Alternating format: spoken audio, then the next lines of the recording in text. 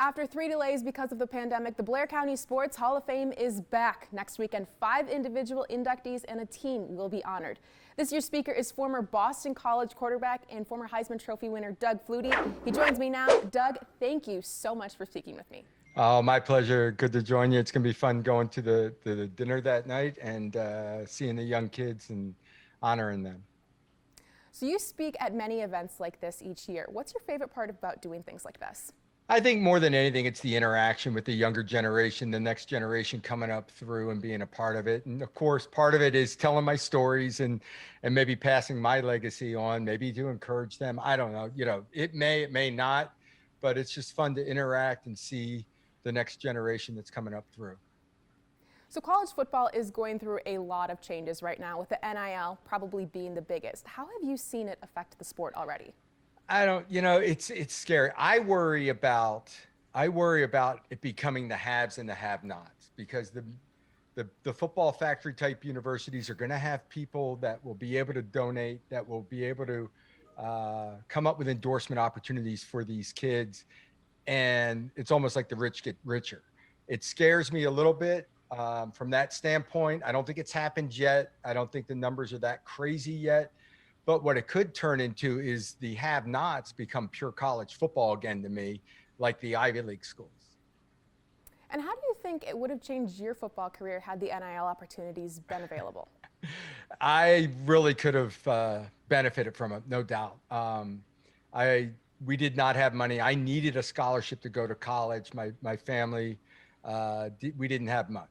So when I had 3 meals a day on campus, I thought I was doing good right there.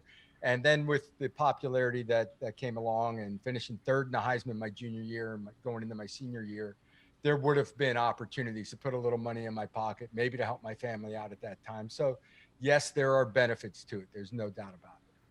We're talking with Doug Flutie, former Boston College quarterback. So you are famous for the 1984 Hail Mary game winner against Miami, and the national attention it brought BC, both academically and athletically. People call it the Flutie Effect. What do you think your legacy means for modern college athletics? What it does is gives the small guy hope, the small school hope. Our president at our university at that time realized that the face of the university was through the athletic program.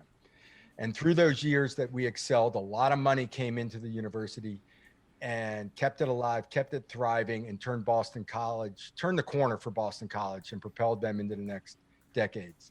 And when you look at the NCAA tournament each year, that is an example of, like, St. Peter's is on the map. Florida Gulf Coast was on the map. All of a sudden kids want to go to that school. It becomes popular. And maybe some of these schools that might have been struggling at one point will flourish because of their notoriety, in competitive sports. And with you being a football player, but it being so commonly linked to basketball, how do you feel the Flutie Effect kind of has encapsulated American sports? It just really, it gives people an opportunity to see the little school, to the one they've never heard of, and gives that little school the event, especially in a sport like basketball.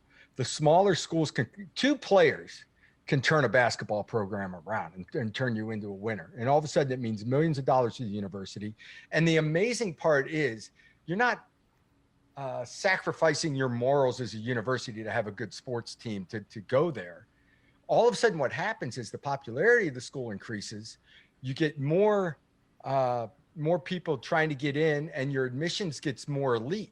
And all of a sudden the academic standards get risen because it gets tougher and tougher to get into those schools. So it helps the entire university top to bottom. All right, Doug, thank you so much for speaking with me. We will see you soon. See you soon.